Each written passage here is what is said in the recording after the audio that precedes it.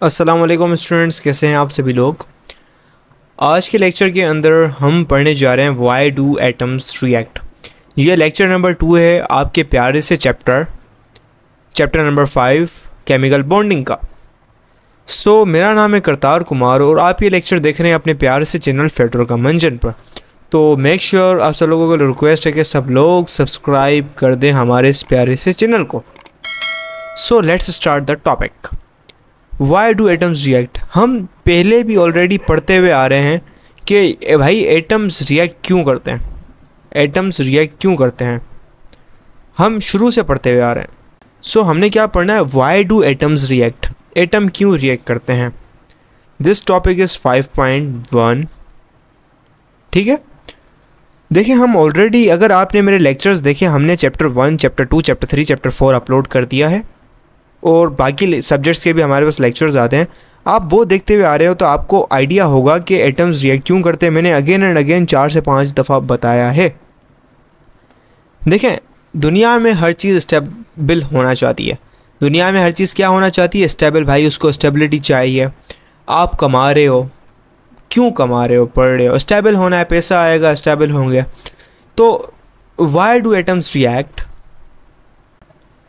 इसका जो आंसर होगा आपके पास, बिकॉज ऑफ स्टेबिलिटी। ये स्टेबिलिटी एक पॉइंट है जो कि एटम्स को रिएक्ट करवाता है। स्टेबिलिटी एक सिंपल सी चीज़ है। अब ये स्टेबिलिटी कैसे मिलती है ये आपको लाजमी पता होना चाहिए कि ये स्टेबिलिटी आखिर मिलती कैसे है। How do you get stability. ये मिलती है, आपको क्या होता है, आपके वैलेंस शेल, ये आपको कैसे मिलती है, बेसिकली अपने वैलेंस शेल को पूरा करके, बाय कंप्लीटिंग वैलेंस शेल आपको मिलती है स्टेबिलिटी।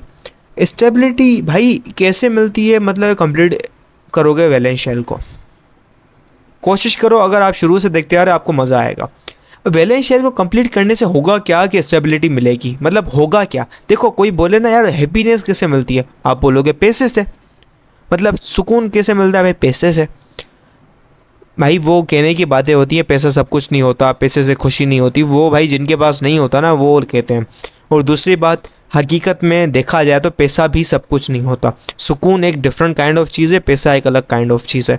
तो पैसे से सब कुछ नहीं होता, वाकई में भी नहीं होता। बाय कंप्लीटिंग वैलेंस शेल, अगर आपको कहे यार मतलब पैसे से खुशी होती है, फ़ायदा है, पैसे से बंदे को स्टेबिलिटी मिलती है। क्यों मिलती है पैसे से, क्योंकि पैसे से आप जो चाहें वो ख़रीद सकते हैं। तो इसी हिसाब से हम पूछेंगे बाय कंप्लीटिंग वैलेंस शेल होगा क्या कि स्टेबिलिटी मिलेगी। भाई आपके जो एटम की एनर्जी है, आपके जो एटम की एनर्जी है वो कम होगी। क्या होगा, एटम की आपकी जो एनर्जी है, एनर्जी ऑफ एटम रिड्यूसेस। जब एनर्जी कम होगी तो स्टेबिलिटी ज़्यादा होगी। ये है स्टेबिलिटी का रीज़न, इस वजह से होती है। देन हम किताब को अगर थोड़ा सा पढ़ें, ज़्यादा नहीं, थोड़ा सा, बहुत मामूली सा पढ़ें। देयर आर 8 ग्रुप्स, 8 ग्रुप्स हैं ओवरऑल हमारे पास नॉर्मल एलिमेंट्स के, हमने पढ़े हैं। ग्रुप 8 है जो है ना, नोबल गैसेस होती हैं जिनको हम 0 ग्रुप भी कहते हैं। भाई ये बात याद रखना, एक पॉइंटर लगा लो। तो देखें, ये बात आप चीज़ नोट कर लें कि जो आपके पास MCQ आ सकता है, ये चीज़ आपको नोट में होनी चाहिए कि नोबल गैसेस आप लिख लें, ग्रुप 8 है। 8 है जो आपका ग्रुप है, इसको आप नोबल गैसेस भी कहते हैं और 0 गैसेस भी कहते हैं, क्योंकि इनकी जो वैलेंसी होती है वो 0 होती है। ठीक है, तो ये चीज़ आप याद रख लीजिएगा, क्योंकि अगर MCQ में आ जाए dead noble gases are also called, और 0 गैसेस, व्हाट आर 0 गैसेस, ये आपको याद होनी चाहिए। बोर्ड लेवल पे ऐसे MCQs आते रहते हैं। अब नेक्स्ट थिंग आ जाती है हमारे पास पढ़ने के लिए, जो कि हम पढ़ रहे हैं right now. This thing is right कि आपके पास राइट नाउ, अब हम नेक्स्ट चीज़ पढ़ते हैं। ग्रुप 8 है भाई, नोबल गैसेस होती हैं, ये बहुत ज़्यादा स्टेबल होती हैं, ये इनर्ट होती हैं ऑर्डिनरी कंडीशन पे, केमिकली इनर्ट। इनर्ट यानी इनएक्टिव, इनर्ट कहते हैं इनएक्टिव को। दूसरा इसका नाम है, यहाँ से मुझे एक और चीज़ याद आई, इसको ज़ीरो गैसेस भी कहा जाता है, और इसके अलावा एक और भी नाम है इसको कहा जाता है, वो है इनर्ट गैसेस। इनर्ट गैसेस कहते हैं इनएक्टिव गैसेस को, क्योंकि ये रिएक्ट नहीं करती इजीली, इनर्ट गैसेस भी कहा जाता है इसको। ये मोस्ट पॉपुलर नाम नोबल गैसेस है या inert gases. In the end जो मोस्ट पॉपुलर नाम, जो लेस पॉपुलर है, वो है ज़ीरो गैसेस।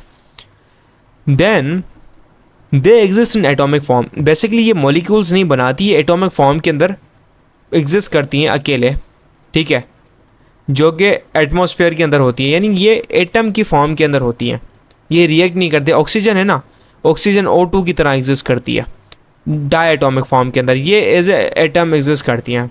तो क्या करते हैं, ये बात यहाँ पे आप नोट करें, मतलब लिख ही ले हैं सिंपल से। आपके पास जो नोबल गैसेस हैं, noble gases exist in atomic form, ठीक है। फॉर एग्जाम्पल, आप एग्जाम्पल लाजमी दें इस चीज़ की कि आपको ये जो नोट्स हैं, इस नोट्स का जो लिंक है आपको डिस्क्रिप्शन में मिल जाएगा, ठीक है, इजीली वहाँ से आप देख सकते हो। एग्जाम्पल आप लिख लो, आर्गोन हो गया आपके पास, क्रिप्टॉन हो गया, Kr, आपके पास नियोन आ गया, एंड सो ऑन। ये ऐसे एग्जिस्ट करने वाली गैसेस हैं। उसके अलावा they have general electronic configuration. अब इनकी इलेक्ट्रॉनिक कन्फिग्रेशन क्या होती है, बहुत आसान सी चीज़ है। अब इनकी आपको इलेक्ट्रॉनिक कन्फिग्रेशन पता होनी चाहिए। ये होती है, बहुत आसान है, NH2 NP6। Oh what is this written, NH2 NP6, ठीक है, हाँ ठीक है। अब इस ये क्या कह रहा है भाई, एस के अंदर 2 इलेक्ट्रॉन है, पी के अंदर 6 इलेक्ट्रॉन है, प्लस ये क्या बता रहा है, 6 S+2, ये 2, ये वैलेंस शेल की बात की जा रही है, ये 6, इन दोनों को जब आप जमा करोगे, ऐड करोगे, तो आपके पास 8 इलेक्ट्रॉन हो जाएंगे। तो ये बता रहा है कि इसके पास 8 इलेक्ट्रॉन्स हैं, 8 इलेक्ट्रॉन्स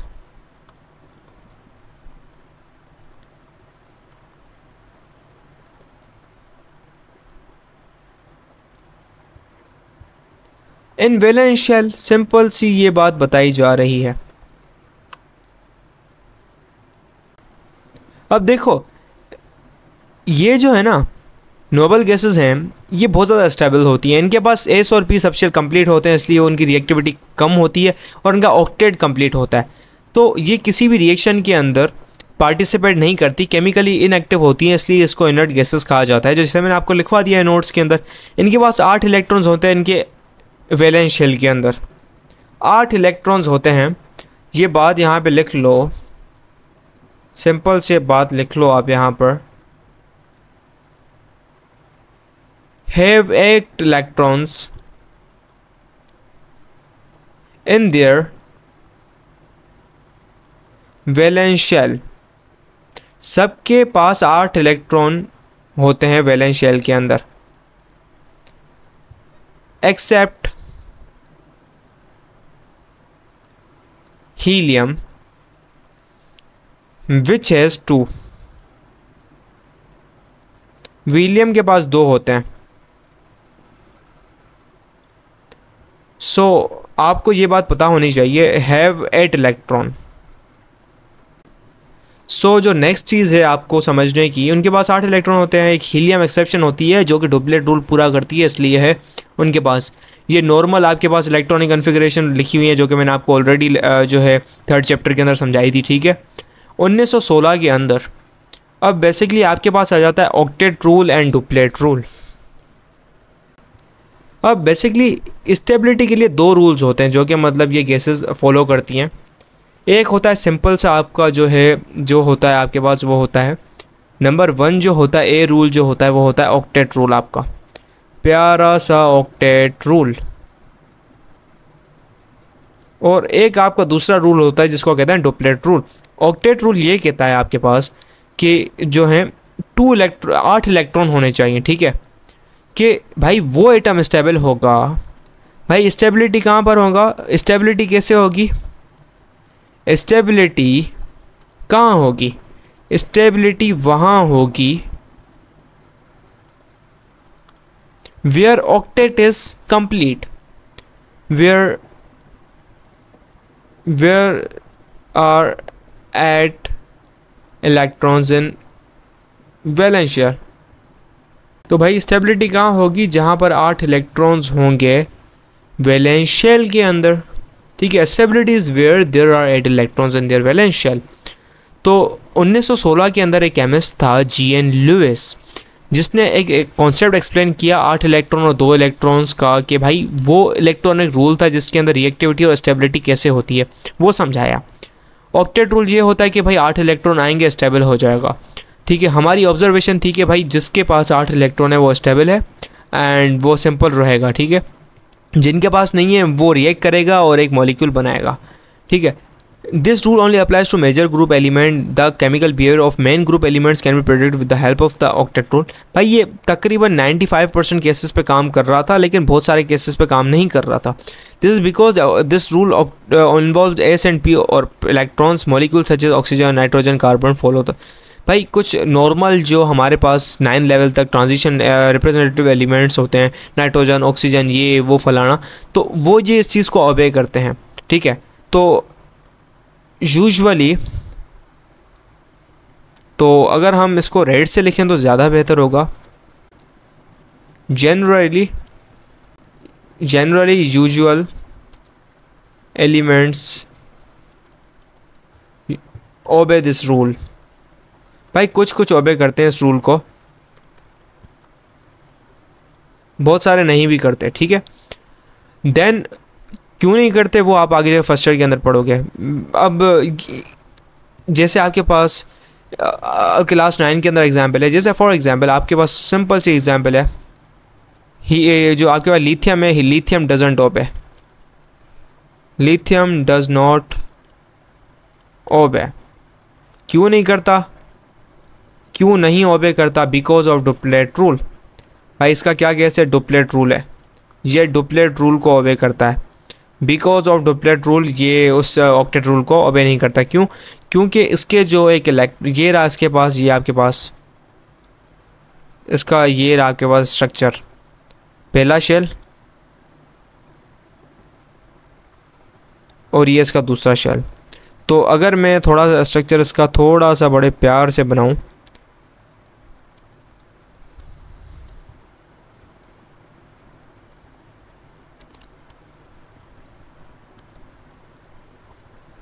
ये एक इलेक्ट्रॉन, ये दूसरा इलेक्ट्रॉन, ठीक है, ये +3 चार्ज इसके न्यूक्लियस के ऊपर और ये एक इलेक्ट्रॉन। अब इसके लिए 7 इलेक्ट्रॉन्स लेना, 7 इलेक्ट्रॉन्स लेना हार्ड है, बहुत ज़्यादा हार्ड है। इस एक प्यारे से इलेक्ट्रॉन को रिमूव करना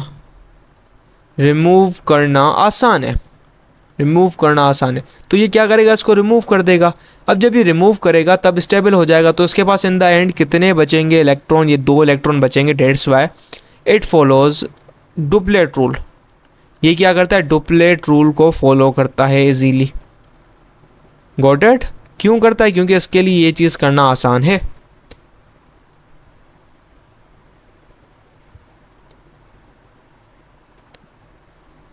अब ये यहाँ पे 2 चीज़ें हैं कि भाई आपके पास इलेक्ट्रॉन को स्टेबल करना है, उनकी क्या होगी कन्फिगरेशन। मैंने आपको बताया NS2 बन जाएगी और NP6 बन जाएगी स्टेबल इलेक्ट्रॉनिक कन्फिगरेशन के लिए, ठीक है। अब बात आ जाती है डुप्लेट रूल के ऊपर। आपका जो प्यारा सा रूल है, थोड़ा एक्सेप्शन वाला, एंड ये तो बच्चों वाला एक्सेप्शन था लिथियम का, लेकिन बहुत बड़े बड़े एक्सेप्शंस पड़े हैं। फर्स्ट ईयर के अंदर पढ़ोगे आप PCl5 को भी पढ़ोगे आप। तो डुप्लेट रूल क्या कहता है आपको, इसको समझना पड़ेगा। बेसिकली डुप्लेट रूल आपको कहता है कि भाई स्टेबिलिटी इज़ देयर। भाई कहाँ पे स्टेबिलिटी है? भाई डुप्लेट रूल कहता है कि कुछ एटम्स के अंदर मतलब कुछ एलिमेंट्स के एटम्स के अंदर जो स्टेबिलिटी आती है वो 2 इलेक्ट्रॉन से आती है। मतलब अगर आपके आखिरी शेल के अंदर 2 इलेक्ट्रॉन्स भी हैं तब भी स्टेबल आती है। The tendency of atoms to acquire 2 electronic configuration, 2 electrons in their outer most shell, electronic configuration mistake है यहाँ पर, in their outer most shell during the bond formation called duplet rule. भाई कोई एटम है, any atom, simple लिख लो, any atom which become stable, which becomes stable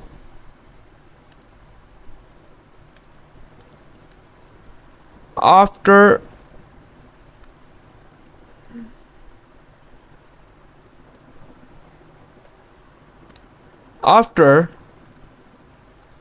acquiring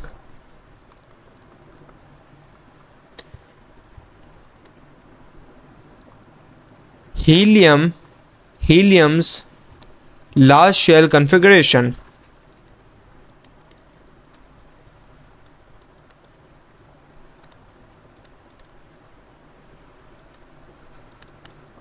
helium के large shell की कन्फिग्रेशन को ओबे करके, so it obeys duplet rule. भाई वो चीज़ें जो कि उसको भाई हीलियम स्टेबल है, उसकी जो आखिरी शेल की कन्फिग्रेशन है NH2 वाली, ओबे कर लेगा तो सो इट ओबेज